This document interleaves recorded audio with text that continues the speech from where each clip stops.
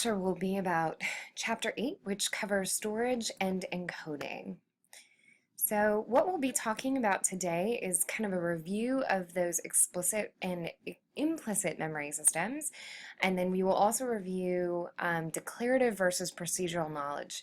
And the reason we're reviewing these is because they tend to be commonly missed items on the exam, and students tend to maybe struggle with sort of differentiating between these two. So I really want to make sure you've got these concepts down. We're also going to get into long-term memory storage, and in particular we're going to talk about rehearsal. We will talk about meaningful learning, internal organization, elaboration, and visual imagery. So these are all kind of strategies that we use, or maybe should be using, to try to get information stored into our long-term memory, and we'll talk about that. And then we'll wrap up the lecture by talking about factors that affect long-term memory storage. So first, I want to show you this video that will help you hopefully be kind of a review for you of the explicit versus implicit memory systems.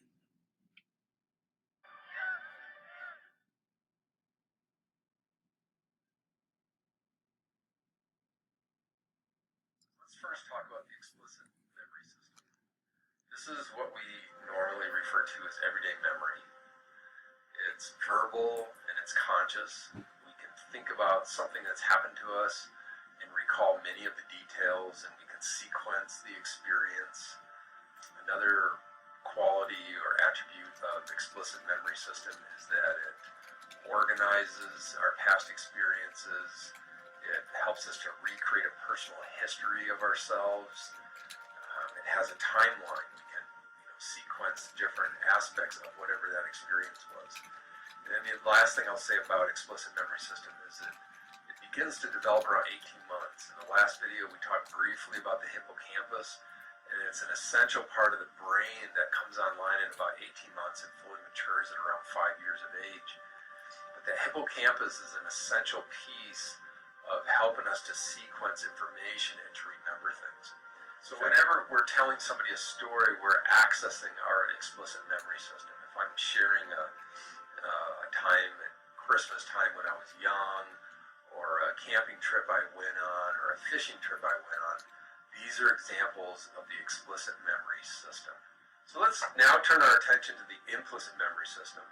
The best way to explain the implicit memory system is anything that we repeat over and over again becomes part of the implicit memory system, whether it's good or bad. So, for example, playing certain sports, you develop certain habits, you become good at it, that becomes second nature to you. Riding a bike, playing a musical instrument, just about any everyday activity that you repeat over and over again becomes part of this implicit memory system. The implicit memory system will continue our entire lifetime, but it's most impressionable in the early life. So from age 0 to about 5 is the most impressionable time of this implicit memory system. So it's really essential that mothers and fathers create a really super safe environment for babies, so this memory system takes on really positive types of information about how the world works. Otherwise, this implicit memory system will create a lens that we look through life that can be positive or negative. If we repeat certain experiences over and over and over again, just realize that it becomes part of the implicit memory system. Later in some videos, we'll talk about how to access those memories and how to override them with new experiences so those implicit memories don't paralyze us in our future life experiences. Repetitive information that gets dumped into the unconscious that becomes second nature to us, like riding a bike. It's early life experiences that are most impressionable. It becomes the unconscious lens of how we think the world operates, so we have to be very careful. Mothers and fathers need to keep a really super safe environment for that child for the first 5 years of its life. And then the last thing I'll say is that implicit memory is very sensation-based. Remember we talked earlier in the previous video about the hippocampus and how it sequences memory. Well, implicit memory doesn't necessarily have that, so it's actually mediated, what we would say mediated, by the amygdala, which, as we know from Daniel Goleman's work intelligence and social intelligence that the amygdala is very reactionary based. So its goal is to make sure that we're safe. And so without that explicit memory system, the amygdala can kind of blow things out of proportion. So it's really essential that we understand this implicit memory system and what things trigger us, and so we can rework that material, get it sequenced through the hippocampus, which is part of the explicit memory system, and then it doesn't control us so much later in life. So there's another aspect of memory that I think is really essential from a developmental standpoint, and that is we have certain memories of just everyday life. As we hit 5 years old, a lot of those memories we can express, we can talk about, we have a sequence, we have a narrative associated with it. But what about traumatic memories, things that happen to us that are very traumatic?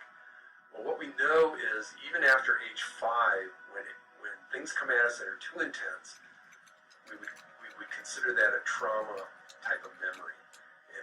And what we know is that those memories can be split off from that explicit memory system, get dumped into the implicit memory system, and they become encapsulated. That means we try to isolate them unconsciously. We try to isolate that energy in order to not deal with it because it is too intense. Well, the problem with that is later on, if that memory gets triggered, then the brain thinks it's happening right now. It doesn't have that narrative assigned to it because it's split off from that explicit memory system. So in certain models of coaching or somatic experiencing models, just different models of working with the body, these traumatic memories need to get reintegrated with the explicit memory system. There's 4 primary goals of somatic coaching or the somatic therapies. The first one is to bridge these implicit memories with explicit memories. We want to work with the implicit memories that are coming up and help integrate them with explicit memories, so there's a sequence and there's a narrative that we can organize around so the implicit memories are not so overwhelming. The second one is we want to create these opportunities for this implicit to express itself. Oftentimes there's a suppression of the energy that happened to us when we're tiny, and that ends up causing problems later on in life. So when things come up, we actually want to use those opportunities to reorganize around these implicit memories to become more explicit in their nature so they don't overwhelm us and they don't take control of our lives. The third goal is to bring positive affect to the presence of these childhood implicit imprints. What does that mean? That means every experience has a positive and a negative to it. And what we want to do is bring in some new information that says, even though this happened, maybe there were some opportunities here for me to learn and to grow and to build my sense of resilience in life around life and those experiences. So part of the goal of the coaching and the somatic work is to bring in these different memories work from a very real world application. So, obviously those explicit memories are the ones that you are kind of consciously trying to remember and store into your long-term memory. And they're, kind of easily accessible to you in that way. Those implicit memories, on the other hand, are things that we might be developing memories for without even, kind of using our working memory. So we might not even be conscious to them. So the obviously direct relationship here that to that video is that oftentimes what we see for people who are experiencing things like PTSD is that they have formed these implicit memories of these traumatic events they've experienced. And so in kind of, engaging in a therapeutic process whereby we help to take those implicit memories and make them more explicit, essentially, in some ways, walking the person through the event with support, having them sort of relive that event so that we can really see what has been stored in their memory and begin to kind of tell a new story of that memory, one that will hopefully bring the person peace. So my hope is that this real world example helps you to kind of store into your long-term memory the difference between explicit and implicit memories. All right, and like I said, we want to kind of review and make sure that declarative and procedural knowledge is understood and that you can discriminate between the two. So again, procedural knowledge is kind of knowing how to do something, but declarative knowledge is actually knowing what a concept is, or the applications of a concept. So we'll go through and I want you to just kind of quiz yourself. Creating a line graph to represent data. This one can actually go both ways, right? So if you're simply explaining to someone how to create a line graph to represent data, or you kind of are aware of the steps of that, that would be more of declarative knowledge. Whereas if you were actually going through the process of creating a line graph, that might be more of a use of your procedural knowledge. So you're actually applying those steps and enacting them. Describing the events that led to the Cold War. Again, this could potentially go either way, but I would say that this is probably best described as a form of declarative knowledge. So it's not like you're reenacting the Cold War. You're simply describing information that you have that is kind of conceptual in nature. Determining breathing rate and heart rate. Again, this could go either way, but if you're actually in the process of doing that, trying to assess someone's breathing rate and heart rate, that would be more of an application of procedural knowledge. And the same thing with keyboarding techniques. So hopefully you've kind of got the idea here. If you're still unsure, you can email me and we can talk this through, or talk with Kimmy. I'm sure she'd be more than willing to help you.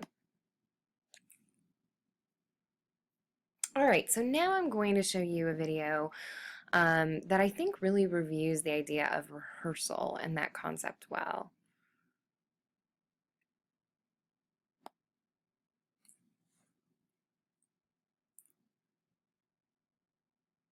How do I move items?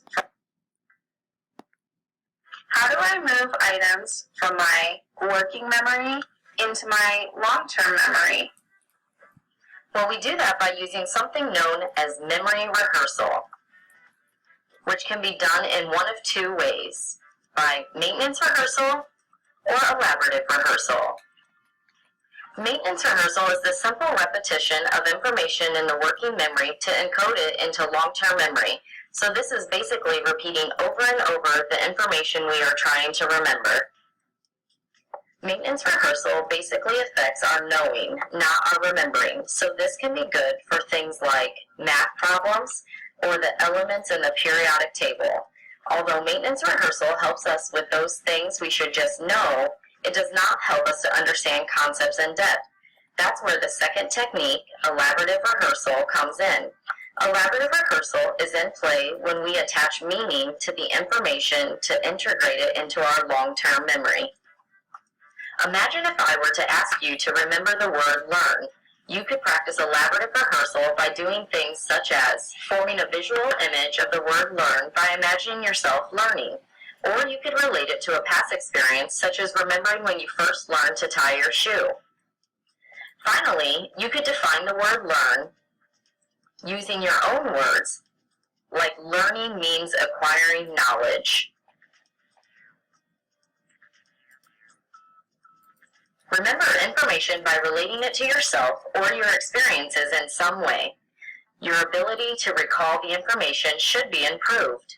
This improvement is specifically called the self-reference effect.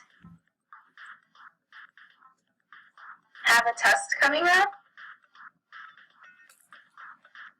Write your own test questions. Not only are you referencing the information to things you already know, but you are challenging yourself to think about the information in new ways. Your mind is then working to understand the concepts. Should I study everything the day before the test? Yes and no. Yes, if you've been studying at regular intervals over a long period of time, in this way, the information can further solidify due to the increased exposure to the information over time. But if this is not the case, keep in mind your working memory can only process so much information at one time, and most of the information will be forgotten within a few hours. Okay, so hopefully you found that video helpful. Essentially, what we're going to get into now is talking about long-term memory processes and storage. And what we know about rehearsal, and which was mentioned in the video, is that essentially rehearsing information over and over and over again is really not the most efficient way to get information stored into our long-term memory. And so, this might be a strategy we use for something like learning math facts, for example, because there's just no other way to really remember that information other than repeated exposure or kind of that maybe maintenance rehearsal. Now, there are things we can do, like engaging in elaborative rehearsal, where we are kind of taking information that we're being exposed to, but we are adding information to it in order to help make connections with the new information and the old information. So that is a more effective study strategy. The other thing that was mentioned here is that cramming is really not effective, right? So again, that distributed practice is going to help kind of reduce some of the cognitive load on your working memory and make it more likely that you get this stuff stored into long-term memory storage. So this is usually about the time that the light bulbs start going off and you start to realize that maybe your study strategies have not been super effective. So rereading through your notes over and over and over is probably more than likely a form of rehearsal and likely not the most efficient way to study. And this is especially problematic if you're doing it the night before a test or the day before a test. Really is not going to be sufficient to adequately get the stuff stored. So what we're going to talk about now is kind of a strategy called meaningful learning. And basically what we know is that the more meaningful we can make your learning, the more we can apply it to your life or give you authentic context to kind of practice your learning in, the better that this information will get stored and the easier it will be to retrieve. So like I said, this is storing the information more quickly and helping you to remember it more easily. And as the video mentioned, using something like the self-reference effect, where you relate information to something you've experienced previously, can really dramatically increase the likelihood that you learn that information. So we want to try to do this as much as possible. This is why I try to offer you many examples in this course, and you should be trying to come up with your own examples in things like the discussion post to help make the concepts you're learning kind of come to life and stand out in your memory. Another strategy we can use is something called internal organization. So the big idea here is that we take new information and help you to store it more effectively and remember it more easily when we show you how all of the pieces of a concept are kind of interconnected in some way. And that might be sort of a web type of fashion. That might be sort of a hierarchy type of fashion. When you look at your text, you can see that there's internal organization in the way that Ormrod has written the book. And both Ormrod and I try to provide you with something called an advanced organizer. So you get the advanced organizer at the beginning of every podcast, and the reason that's offered to you is because it will hopefully help you to understand the structure of all of the concepts that are being presented to you, so that you can kind of then elaborate on each one and develop subpoints and really be able to connect all of the pieces of information related to the concepts we're covering. So an example of this might be something like a concept map, and maybe you guys even remember doing these in high school, and it's not a bad idea to continue to do these as you study and practice throughout your life as a learner. So this is one example. This is an example for chemistry, and chemistry has 4 branches within it: the classification of matter. You might study the states of matter, the effects of energy, and then also chemical solutions. And then you can see that each of these 4 kind of branches of chemistry are broken down further into maybe subtopics or sub-branches. So sometimes just engaging in this process is going to help you to remember the concepts better, because you kind of have a sense of how they relate to one another. This is just another example of a concept map that's maybe a little bit more hierarchical in nature. And again, you can see, based on kind of this little diagram, that concept mapping not only helps you to remember things more easily, but this can also kind of free up your memory, your working memory, your cognitive functions for more creativity, to be able to think more dynamically about the concepts being presented to you. So again, this can be a really, really helpful strategy. I'm going to show you a video now on elaboration. Because it suddenly made so much sense in terms of learning, and that's represented by the center. We have a film projector. Why a film projector? If you think about film montage, if you see a man walking down a street and he looks in a store window, and the next thing you see is him walking out of that store with a bag, your brain puts together the pieces and says, oh, I understand that that man went in and bought whatever was in that store window. That's like the episodic buffer component of working memory. The episodic buffer engages our brain in blending.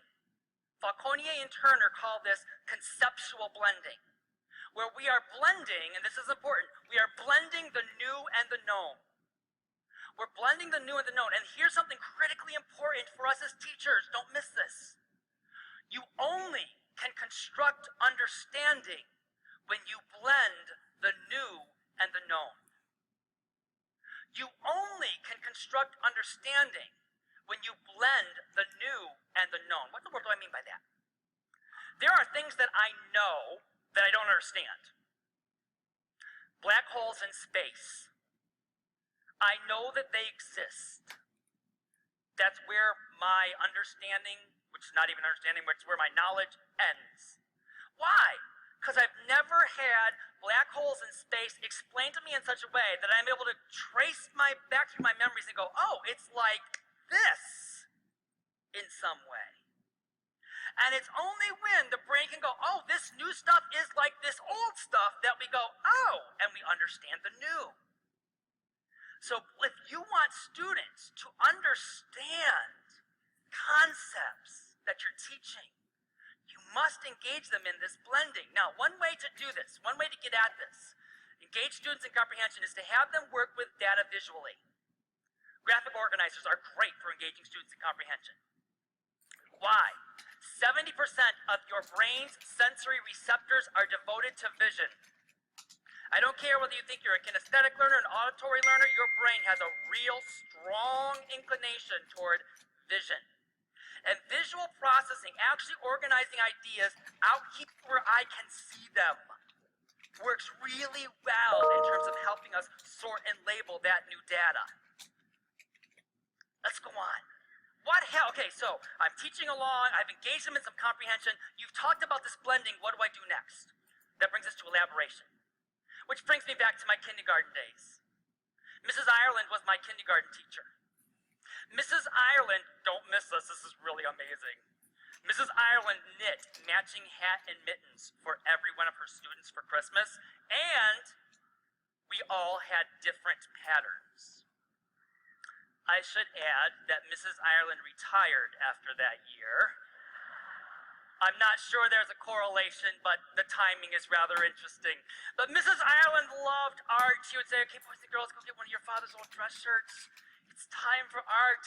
And she would give us these sheets of what she called white construction paper. Now, I'm so old that white construction paper wasn't really white. It was the color of manila folders, and it had dark brown flecks through it. That was white construction paper back before they invented white construction paper. And Mrs. Ireland would get all excited and she'd say, boys and girls, I'm going to walk around and I'm going to give each of you, and these were her words, I can remember this, a dollop of blue paint. And she would walk around and she would give each of us a little dollop of blue paint in the corner of that white construction paper. And then we were free to use our God-given, God-created paintbrushes, our fingers, to start spraying that blue paint across the paper. And then she'd come back to the front and say, oh, boys and girls, it's even more exciting now. I'm going to give you a dollop of yellow paint. She'd walk around, she'd give each of us a dollop of yellow paint, and she was right. It was magic. Now we could have blue, and we could have yellow, and we could have green. Elaborations like that. Think about the blue being the new material. This is the new information you are teaching me, hoping that I will learn. That yellow dollop of paint is my past experience. The green represents understanding. I only can get to understanding by bringing the dollops together. I can only get to understanding by merging, by blending the new and the known. So, as was mentioned in that video, one of the big key pieces here with elaboration is the idea that you take your background knowledge, you take information that you had previously, and you're able to make connections with those concepts you've learned previously and what is being taught to you now. So one of the ways in which the speaker was saying that we can help facilitate learning using the strategy of elaboration is something like a graphic organizer. So you might remember these from school, maybe even elementary school. And again, the idea here is that we take pieces of information that maybe we learned or read in a book, and then we break it down into kind of a new way of understanding that information by kind of really thinking about what the main idea was about, what the supporting details were about, kind of the structure and organization of what we read. Now, to be even more effective in terms of remembering and learning this, we might make connections then to what each of these different main ideas or subtopics reminded us of from things we had previously been exposed to. So another strategy we can use to help ourselves remember is something called visual imagery. And so if we wanted to teach students the difference between where, there, or here, we might use these little visuals to help indicate the difference between each of these, right? So where is maybe looking for something, there is kind of pointing to a certain place, and then here is kind of right here in the present, right in front of us. So you can see that having these visuals helps to make this a little bit more clear. We use visual imagery when we talked about proactive and retroactive interference by kind of diagramming those arrows to help you remember the ways in which each of those terms operate. So now I want to show you a quick video on mnemonics to help you remember things.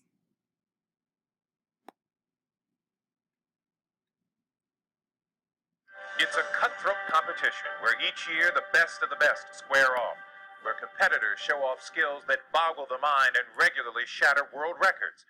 They're not running faster or jumping higher, they're remembering more. It's the U.S. Memoriad, the National Championship of Memory. Keith Morrison recently discovered some of the surprising secrets to their total recall. 9 of hearts, the king of hearts, the ace of hearts. Tatiana 7 Cooley is of one of those rare people with a remarkable memory. 10 of clubs. She is recalling the order of a shuffled deck of cards that she looked at for just a few minutes. 8 of hearts. It certainly seems to be an astonishing feat. This woman seems to have a photographic memory. And not only that, she's modest about it. I'm just like everybody else. Anybody can do this. Tatiana swears she doesn't have any supernatural memory powers. Give me a call when you get a chance. At her internet job, she relies on a Palm Pilot to keep track of meetings and appointments. but put her memory to the test, a real test, and she does seem supernatural. Tatiana is the 3-time winner of the U.S. Memoriad Contest, a sort of memorizing Olympics. She entered her first competition in 1998 on a whim after reading an ad for the event. I thought, wouldn't that be fun? I could go and compare my memory, because I think I have a good memory, but let's see how it compares to other people. I see. And I won the damn thing, and I never expected to. Tatiana is back this year to defend her title against 18 others, including this man, Scott Hagwood, who spent a full year preparing for the contest, doing memory exercises to keep his mind healthy as his body battled thyroid cancer. I'd be sitting out there in the waiting room, waiting for the next treatment or whatever, and I'd just be taking a deck of cards and just kind of going through it to make sure that I could remember. The competition is intense.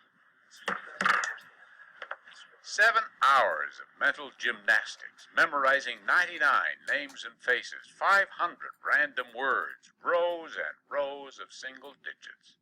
Tatiana is in true form. With just one event to go, she's in first place. How does she do it? We asked her to show us, taking a deck of shuffled cards and studying them for 5 minutes, long enough for her to take in 18 cards, which she ticked off without a mistake. Her secret? Giving each card a code word. This 2 of diamonds is not the 2 of diamonds to me. It's den. Oh, all So right. that's how this works. So you go through the cards, and you create a story. Tatiana says it's easy once you get the hang of it. Take 6 of hearts, for example. Tatiana assigns it the word hash. Why hash? Well, in a system she picked up from these books, the first letter tells her the suit of the card. In this case, H for hearts. The SH is code for the number 6. Hash becomes the 6 of hearts. And the story Tatiana created for those cards? The hash and the hag and the sack are dazed. The sash and the hub. It all seems very And the heart confusing, on the but hat. Tatiana says it works for her, and memory experts agree it's all about coming up with a coding system, developing a sort of filing cabinet in your brain. But, says Tatiana, these things do take effort. Be it at work or at home, I make a conscious effort to do some kind of memorization of something. Our research shows that if you take an individual, you can improve the memory performance in virtually any areas of a memory task. Florida State psychology professor Anders Ericsson has spent years studying superior memory. You're saying that almost anybody can engage in feats of memory that they may not have thought possible. And there are factors like how much you know and how interested you are in an area. In the subject that you're trying to Right. memorize. Like, for example, some adolescents have no problems remembering scores between athletic teams, but they have tremendous difficulty remembering even a single date in history class. How important to memory is that meaningful connection in your mind? Dr. Erickson said he would show us with help from a graduate student named Rajan, who happens to love numbers. Could just go row by row like this. While Rajan steps out of the room, Dr. Erickson asks students to call out the last digit of their social security numbers, creating a matrix for Rajan to recall. 0. After all of a minute and 10 seconds studying the 36 digits, Okay, I'm done. Rajan is ready to recall the numbers. 5 6 3 1 9 7 4 7 0 8 2 0 2 4 3 7 7 6 2 3 3 9 8 8 6 1 1 9 0 0 1 5 4 5 2 3. How does he do it? Like Tatiana, Rajan has encoded the numbers into sequences that are meaningful for him, making a story of sorts from the numbers. 470, that was the starting salary of a friend I knew in India. 820 is something embarrassing. I did something at 8:20 a.m. this morning I don't want to tell you about. A clever trick that, according to Dr. Erickson, suggests that there is no such thing as a truly photographic memory, just people with good memory techniques. I don't think there's any credible evidence whatsoever for photographic memory. I've spent about 5 years trying to find even a single individual who would come close. Diagonal from the top left to the bottom right. All right. 5, 7. To make his point, Dr. Erickson asks Rajan to recall the numbers diagonally. It takes Rajan 9, longer than when he recalled 0, them in order. 3. That's because Rajan is not seeing a picture of the matrix in his mind at all. He's recalling the meaningful sequences one by one. Okay, when you hear the beeper go off. To show just how important it is to have things make sense in being able to remember them, Please start. Dr. Erickson and his colleagues run experiments like this one. This champion chess player is given 5 seconds to look at a chessboard whose pieces are positioned as they would be in a match. Then he's given 2 minutes to reproduce the positions, which he does almost perfectly. But when he spends the same amount of time looking at a chessboard in which the pieces are placed randomly, he has trouble remembering the placement of almost any of them. Why?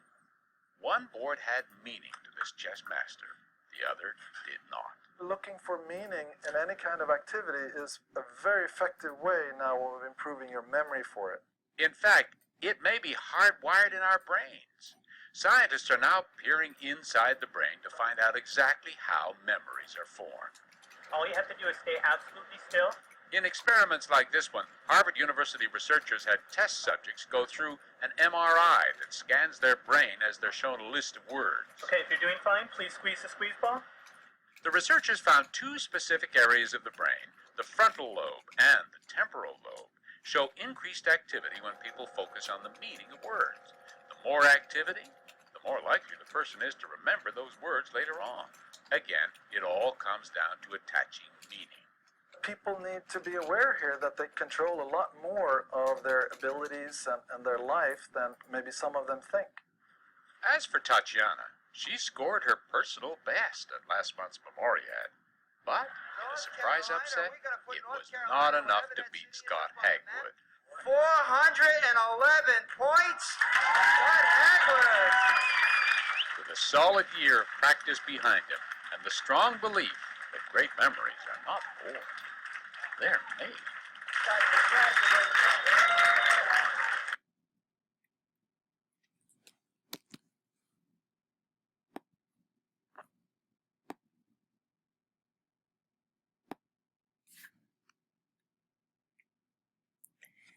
So, as you saw in that video, one of the other big things that you can do to help yourself are to use kind of those memory tricks or mnemonics. What we're going to do now is get into the different factors that can affect your long-term memory storage.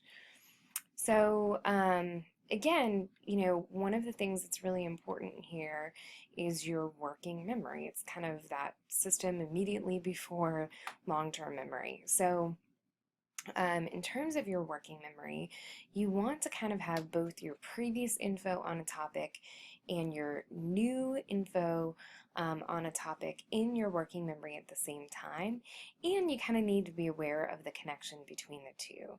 So, the idea here would be you kind of learn a new concept and you think in your head, this reminds me a lot of this other thing that I learned at this other point in time, and you then make that connection.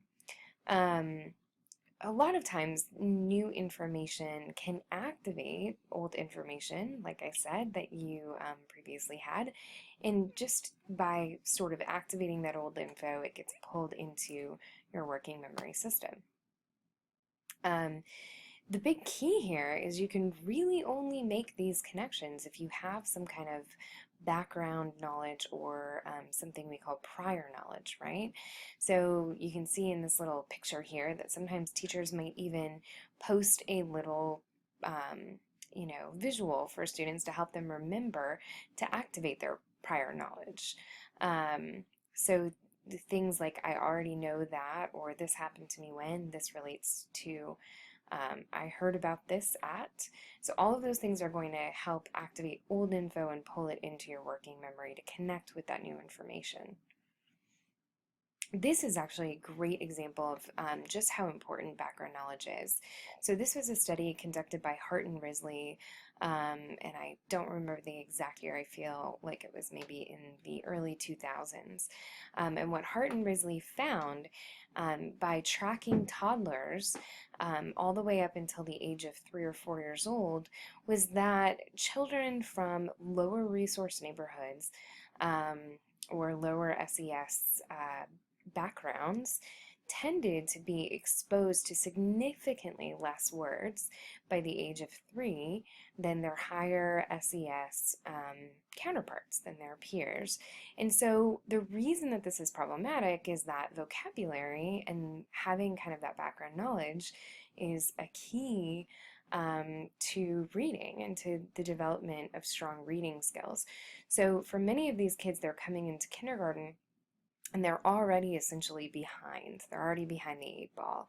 And so this is why we have programs such as Head Start, where students from lower resource neighborhoods are brought into the classroom early at kind of those preschool years, where they can be placed in an environment where their language can be enriched and they can be exposed to lots of different language opportunities.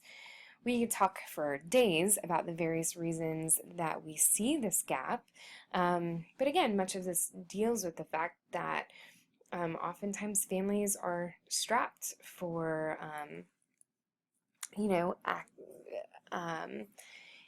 engaging in lots of language with their kids, right? They're working several jobs, they might not be in the home. And, further, if we kind of examine the cycle of poverty, many of the parents in lower SES or lower resource neighborhoods might have limited vocabularies themselves, right? And so the cycle continues. Not to get too in depth with that, but again, you see the importance of background knowledge and a very real application that has some policy implications even. So another thing that we have to be really aware of is that sometimes background knowledge isn't always that helpful, right? We might have prior misconceptions. So for many of you guys, when you came into this course, the idea of positive or negative reinforcement or positive or negative punishment meant something very, very different to you. And you probably had some misconceptions about those kind of concepts or approaches, and you might have even been misusing them for a very long period of time. They're frequently misused in the media. So unfortunately, when you have these kinds of misconceptions that you're bringing to the table, a lot of times what students do is they dismiss the new information as inaccurate or incorrect inaccurately, or they might distort the information that they're receiving, the examples they're receiving, to try to be consistent with whatever the misconceptions or misperceptions are. Hopefully what happens is students are able to clarify and sort of fix those misconceptions with the support of an instructor who can provide them with multiple exemplars. Another big thing that influences our expectations, or I'm sorry, our long-term memory storage are our expectations. So you might remember when we talked about priming previously. So when you look at this little passage here from the pledge that I've posted, you can probably read this. I pledge allegiance to the flag of the United States of America. But then what you realize is that there are errors within this passage, but your brain is so used to seeing the Pledge of Allegiance over and over that you have certain expectations about what it is that you are reading, right? And so it's able to kind of make those corrections and adjustments as needed. So we can be primed to remember things in a certain way, and in that way expectations influence our memory. And then also, these two concepts that Ormrod discusses, the halo effect and the horns effect. So the halo effect meaning that we are kind of bringing to the table some maybe positive expectations for something, and that will influence the way we remember it. And then the horns effect, so having maybe some sort of negative expectations or biases. You might feel this way about your research methods class or your statistics class, where you automatically assume it's going to be an awful class or it's going to be really hard, and so as a result it might actually be more difficult to retain information because you have kind of such a negative feel or view or expectation of your performance in that class, so it kind of becomes this self-fulfilling prophecy. I'm going to show you a little video now on the halo effect and its influence. The impression you create is affected by the way you look. We tend to think beautiful people are more intelligent, popular, confident, and better at everything from their jobs to flying a plane. And if you can create a favorable impression, you can create advantages for yourself. You're more likely to get what you want. It might be a job, it might be popularity, or it might be the control you have over the people around you.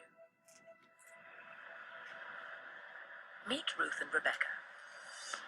Rebecca's classically attractive. Ruth's more on the plain side.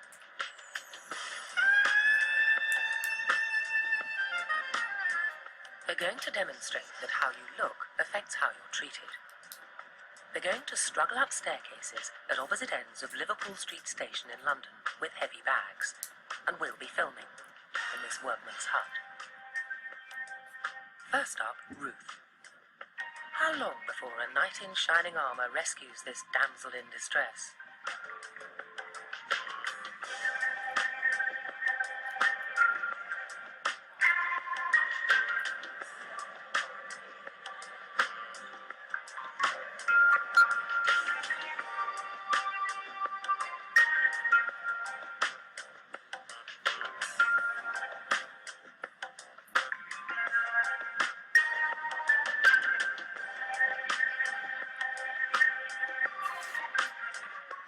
Oh, that's so kind of you. Helped at last, but by 2 women, and it took 45 seconds. Now Rebecca's turn. How long before she's rescued? Would you mind? Just shattered. I'm just trying to get to the top of those stairs there. Can you do the other one at the same time? All of 8 seconds. Oh, she's very kind of you. Ruth is occasionally saved, but it takes longer. On average, 70 seconds. Rebecca's average, 24 seconds. Just stop by these phones here would be great. Thanks. You'd be forgiven for thinking that this caveman behaviour is more about sex than chivalry. Yeah, pretty girl, leading bags carrying upstairs. I'm a sucker for that sort of thing. Every time. It's from my grandfather, I'm told. He was a charmer too. But there's more to it than that. We have a tendency to think highly of beautiful Just people. because they are very, very delicate. Sorry. What's in them? Family heirlooms, would you believe? Bringing them back from my mum. And we want to be near them, as if some of their glory will reflect onto us. Have you got a few minutes to spare? Because if he doesn't turn up, I'd need to get them into a taxi up there. I'm going to be really rude now and ask one more favour. Could you lend me some money? How much you need? Can you do them all 3? The men are mesmerised. They do anything Rebecca Oh, you're asks, so strong. Thank you so much. although they clearly go out of their way for a pretty girl. You're a true gentleman. I really appreciate this. They deny that looks have anything to do with it. And I'm really thirsty and I wouldn't mind getting a drink and something to eat. Oh, that's what I've got me at the moment. You're more than welcome to that. If somebody needed help, I'd like to think that I would help everybody across the range, regardless if they're good looking, attractive, smelly, well presented, or whatever. An American study found business graduates earn $600 a year more for every extra inch of height. And in US presidential elections, the taller man has won 17 out of 21 times. So, to test whether size really does matter, we took 2 actors to the streets of New York. Marcus and Melvin are almost identical, Same age, similar looks, just one obvious difference. Marcus is 6'4", and Melvin's 5'2". But who looks more successful at work? First, tall man Marcus. He's a lawyer, doctor, and then accountant. I would say he's an executive who likes sports. Probably earns maybe about $500,000 a year. 54, 58, close to 60 a year, 60,000. I would say maybe 100,000 a year. He looks like a tycoon. Now short man Melvin. He's little. Maybe a cook. It's like a cook. I think he's a quiet guy, and he's not very happy. I think he's having a difficult situation right now. Say he earns about an average income, nothing fancy, but enough to live on, yeah. Minimum wage, I guess, 20,000 a year. On average, they credited Melvin with a meager $20,000 income, and Marcus with a whopping $220,000. All thanks to a difference of 14 inches. I wish I was his size, tell you the truth. Obviously, we all have certain expectations that we bring to the table, some of which aren't even necessarily easily accessible to us, right? They are implicit. And so these expectations can oftentimes influence the way that we view things and the way that we store information in our memory. So another factor that can influence our memory is verbalization. And so what we're talking about here is actually talking through a concept or events to help remember them better. So one of the terms that Orma talked about in the book is this idea of self-explanation, where learners talk to themselves in an attempt to understand the material. And just this process of verbalizing a concept can be helpful in remembering it and storing it. And then enactment. So enactment is all about engaging in something, doing something to reflect what you're learning. So an example might be, you're going to be more likely to remember a story when it's acted out with figurines, or maybe you act out creating fractions with something like a geoboard, which is demonstrated here on the left, to really help you understand the concept of what fractions are all about, what they do, what they represent. So it's not uncommon for us as instructors to try to pair what you're learning with some version of enactment where appropriate, to kind of help you store that information. All right, and now we're going to get into theories on forgetting. And so this is actually kind of an additional lecture, and you might want to pause here and start the rest of this podcast at a later date. Give yourself a break to consolidate the information, but we'll go ahead and get started. So the learning objectives for this section of the podcast is to cover retrieval, construction in retrieval, and then different theories on how we forget information. So either the failure to store or consolidate, the failure to retrieve information, natural decay of information, and then the experiences of interference or inhibition that can lead to forgetting. And then finally, we're going to talk a little bit about infantile amnesia and how all of that plays out. So first, more saving, more doing. It was midnight when Bernice got off work. She was exhausted after a long and terrible day and just wanted to get home to a hot bath. She was driving down the street, flipping through radio stations, when she pulled up to a stop sign and saw something weird. A shadowy figure ran up to an idling fruit truck, pushed the delivery man down, grabbed a crate of bananas, and ran off around the corner. Bernice was pretty shaken up, but she made sure the driver was okay, and then she called the police, describing the thief as a pale, lanky man wearing a dark jacket and a baseball cap. She gave the cops her information, and then she went home. A couple of days later, the police asked her to come down to the station to identify a potential thief, a guy who more or less address matched her description and was found eating a banana early that morning, near the scene of the crime. Although the guy professed innocence, Bernice said it was him, and they locked him up. But at the trial, the defense called a memory expert to the stand, and soon after that, the suspect walked. Today's lesson may not make you an expert worthy of the witness stand, but by the time we're done, you'll understand a lot more about how we retrieve memories we think we've stored, and why the accused banana thief was set free.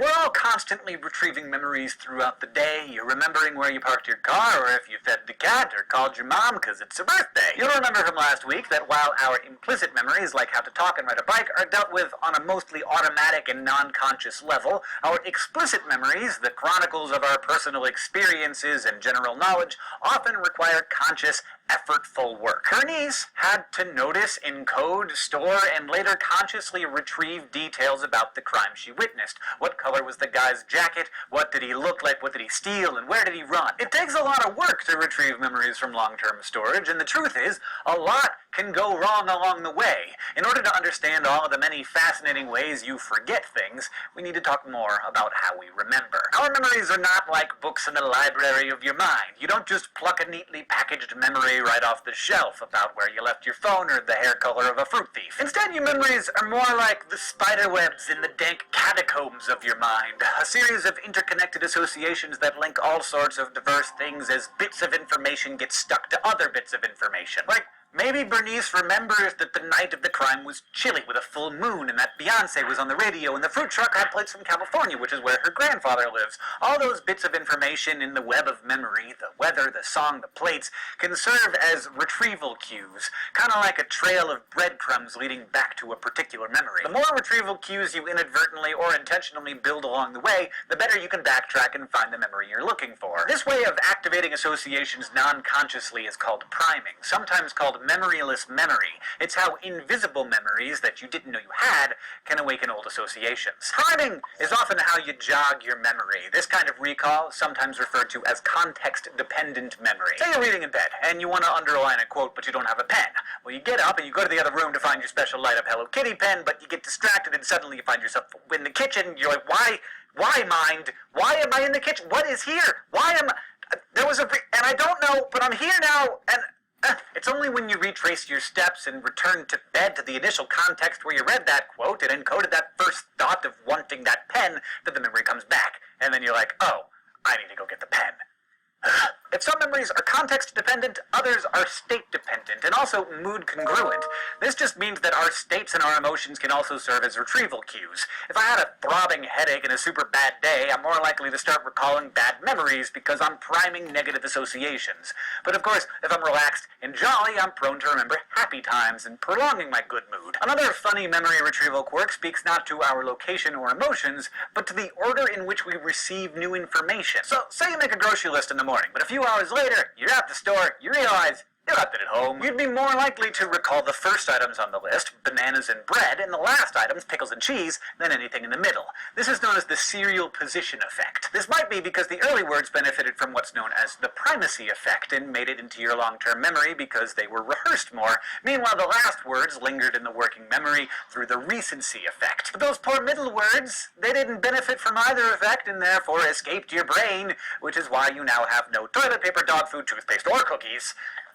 Who forgets cookies? But even with all these tricks and associations, things still go wrong. Memory can fail or become distorted, and of course we forget things. Forgetfulness can be as minor as those frustrating moments where you're like, it's on the tip of my tongue is the guy's got a hair and a face and like shoulders, or as major as Clive Waring, whose neurological damage made it impossible for him to recall the past or create new memories. Of course, we all forget things, and typically we do it in one of three different ways. We fail to encode it, we fail to retrieve it, or we experience what psychologists call storage decay. Sometimes forgetting something just means it never really got through your encoding process in the first place. I mean, think of all the stuff that's going on around you at any given moment. We only actually notice a fraction of what we sense, and we can only consciously hold so many bits of information in our minds at any given time, so what we fail to notice, we tend to not encode and thus don't remember. Bernice noticed a dark jacket, Beyonce and bananas, but she didn't encode much about the driver or the color of the thief's shoes. Then again, even memories that have been encoded are still vulnerable to storage decay or natural forgetting over time. Interestingly, even though we can forget things pretty quickly, the amount of data that we forget can actually level off after a while. This means that Bernice would have forgotten about half of what she first noticed from the crime scene a couple days later,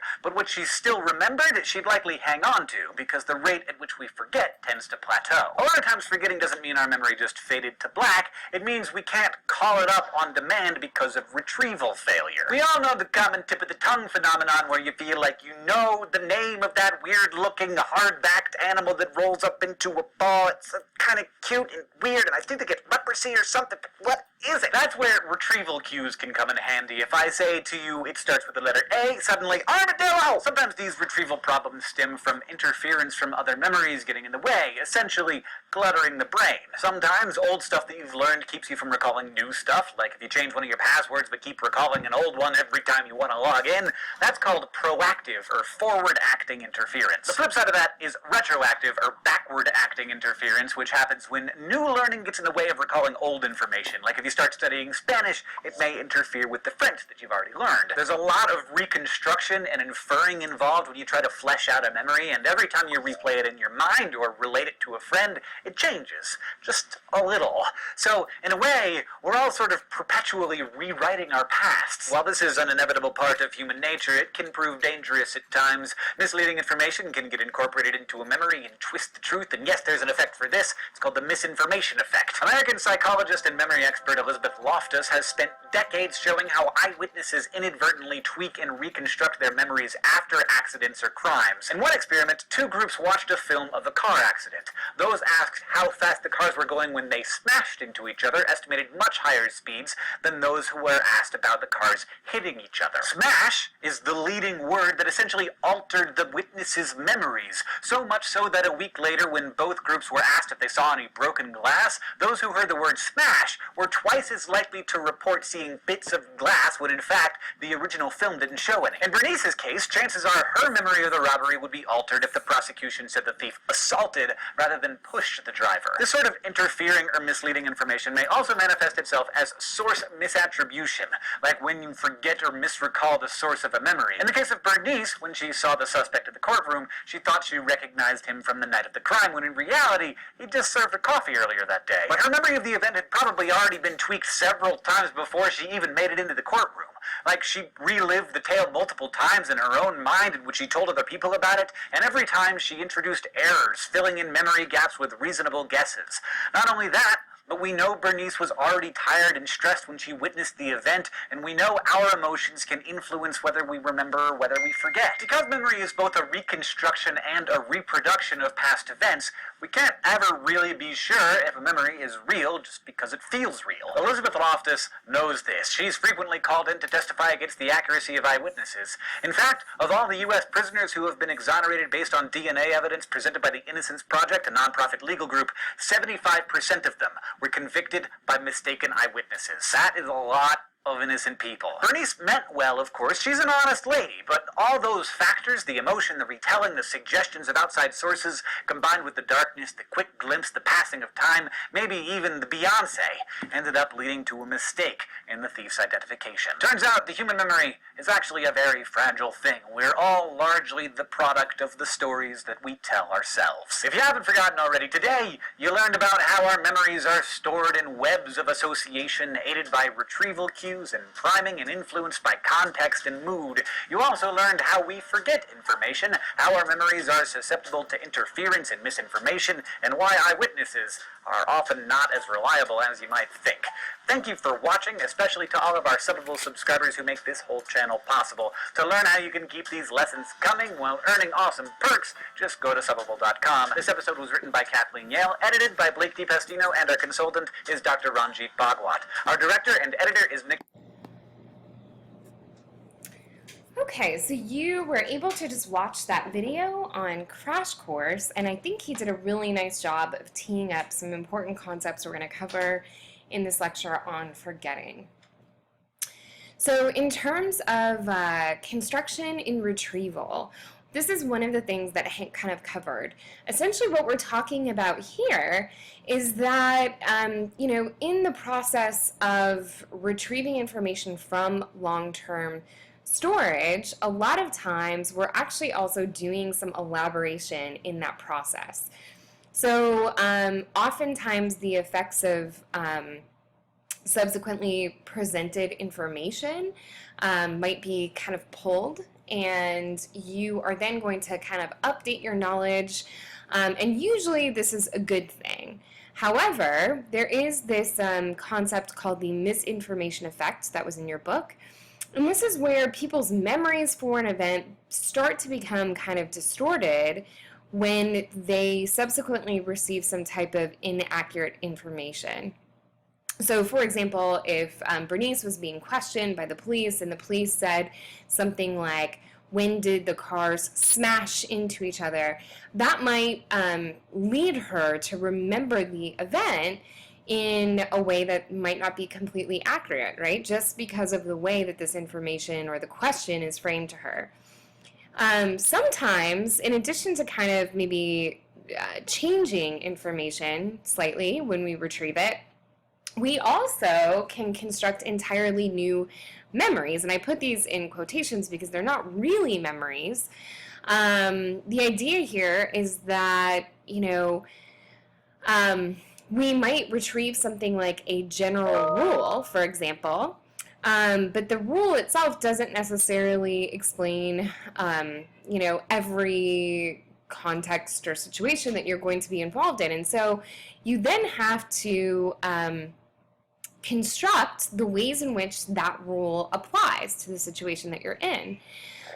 So again, this is not necessarily a bad thing, but there are points in time when this can be problematic. And so this is when Hank was talking about false memories. This is kind of related to that. And essentially false memories are new memories that have no basis in fact. So they really aren't memories at all. They're simply things that you think you're remembering that never actually happen.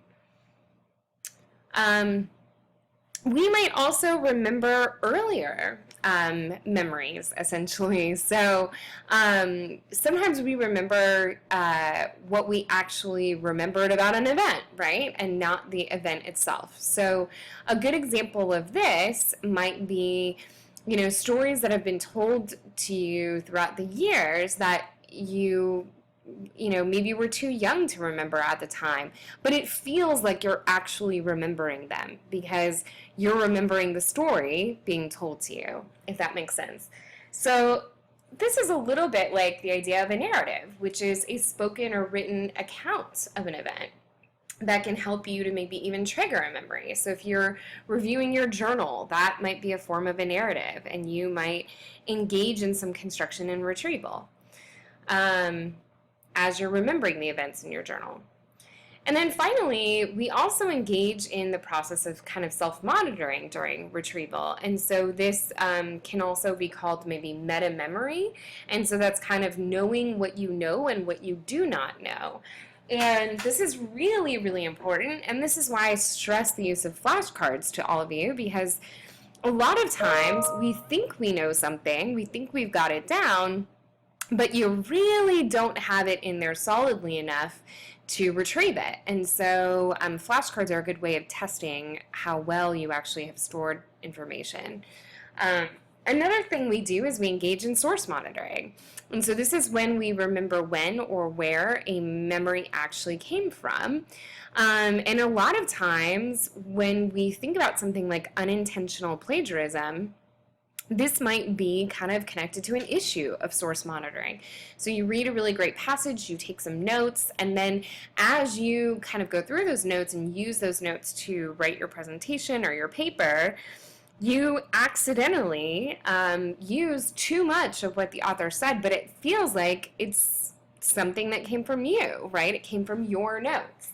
So this, you can kind of see how your memory is a little bit fuzzy in this area, right?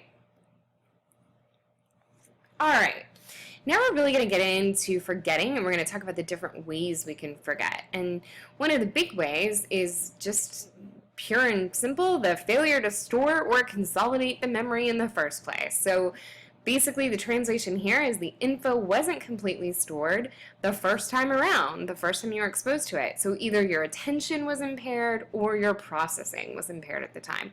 So you probably have experienced this a lot, where you felt like you read the chapter and then you go to take the quiz and you realize that you probably were actually paying a lot more attention to what was on the TV show that you didn't really think was influencing you than you realized. And you really and truly didn't actually ever store the information about the chapter to begin with. We can also experience a failure to retrieve. So this is when you kind of neglect to almost look into the part of your long-term memory that holds the information that you're looking for. And so kind of an idea here to support things like this is to-do lists, right? We use to-do lists all the time to help us kind of not need to retrieve so much information from our brains. And this ties to the concept of perspective memory. So this is really kind of the idea that we forget to do something that we're supposed to do, right? That can be one form of forgetting. We also can forget information based on decay, and this is just kind of the natural fade of memories. And so over time, we would expect that you're going to lose some memories if you're not using them, right? That's the big thing. So if you're not using information frequently, likely to decay. And if you never really had exact details about an event, so the memory itself wasn't super distinctive, and maybe you didn't have all of the details necessary to really wrap your mind around the concept and get information organized, all of that kind of stuff, then a lot of times these memories are going to be the first ones to fade. So you can kind of see from this graph like what a steep decline it is. I mean, in a matter of seconds, if you're not rehearsing information, it's gone. So you really need to be engaging in that process of rehearsal or elaboration. And again, the more you can elaborate and make a memory distinct, the more likely it's going to be to kind of stick in your memory and stay there. And then finally, we've kind of already talked a little bit about this, interference and inhibition. So if you remember back to inhibition, we talked about learning one set of material interfering with your ability to recall another set of material. So previously we talked about inhibition with regards to barriers to learning, to just storing the material to begin with, but now we're talking about inhibition as it relates to pulling information from your memory, right, from the retrieval end of things. And if you're kind of getting confused about inhibition or interference, they're really used fairly interchangeably, so don't worry so much about that. There's a good video here that I'm going to just leave the link for if you'd like to check it out, that I think helps to explain this concept really well. But this podcast is already pretty long, so I am just going to leave that for you to view at your pleasure. All right, so another kind of form of this interference or inhibition is called the fan effect. So the basic idea here is that when you have multiple different associations, especially when they're fairly similar with a concept, that can kind of slow down your retrieval for info. So in your book, Ormond talks about, she gives you this example of hippies in churches, and I think the example goes something like, police are in parks, police are in churches, priests are in parks, priests are in churches, something along those lines, and then hippies are in churches. Well, because there are so many different associations with churches, parks, all of those things, you really have to kind of scroll through all of those different associations to remember where the hippies were, right? And so I thought that that's a really nice way to illustrate this idea of the fan effect. Hopefully that makes sense to you. Retrieval-induced forgetting. This is the idea that you might intentionally want to remember certain things but not recall other things. So a good example of this is the capital of Turkey. If I were to ask you what the capital of Turkey is, many, many, many of you would probably say Istanbul, right? Because this is what we're exposed to the most when we think about Turkey, the country of Turkey. But actually, the capital of Turkey is Ankara. And so, in order to remember this new piece of information, that Ankara is the capital of Turkey, you would need to actually inhibit your old information about Istanbul and everything you've learned about Istanbul and Turkey. So I'm going to show you this video now on infantile amnesia to kind of wrap this lecture up.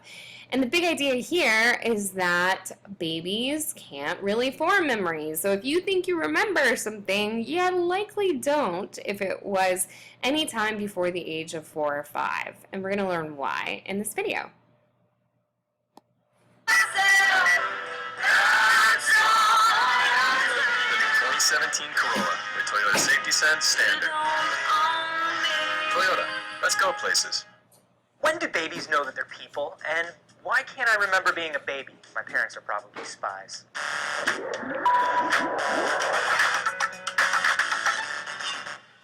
Anthony here for D News, and babies are dumb. I am smarter than every baby in the world, and I barely have to try at it. But I will admit that I too was a dumb baby once, except I don't remember it, which got me wondering, when do babies become conscious of the fact that they're people? I think my earliest memory is from when I was 3. I remember being dropped off for preschool, and I remember playing with blocks in the room. So what was going on until then? Was I on some sort of weird autopilot, or do I just see the world so differently now that I can't reconcile it with the way I used to see it? It's a tough question. Scientists haven't been able to conclusively show that babies react via anything but reflex, which sounds strange until you think about how much information your brain processes unconsciously every day, even as an adult. So some neuroscientists from Paris and Denmark decided to figure this whole thing out.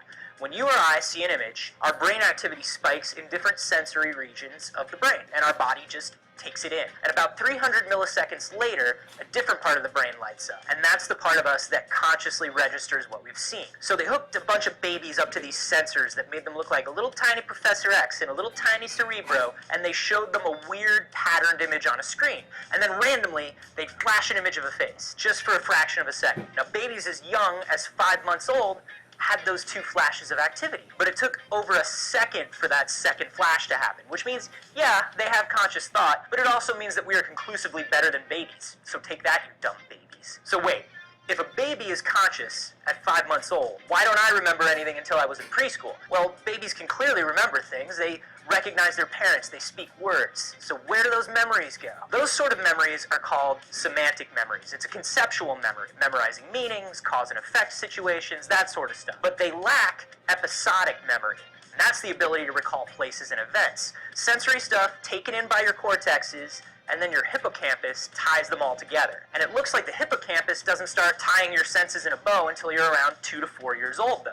And there's a theory behind that. All these conscious, event-based memories are complex and could get in the way of you actually learning the important cause and effect stuff of the world. A bad experience with an object could lead you to thinking that that object is dangerous before you even know what the object is. Semantic memories teach the important things first, without all those pesky episodic memories and personality traits getting in the way. I don't know, what was your first memory and how old are you in it? Let me know down below and subscribe for more D News.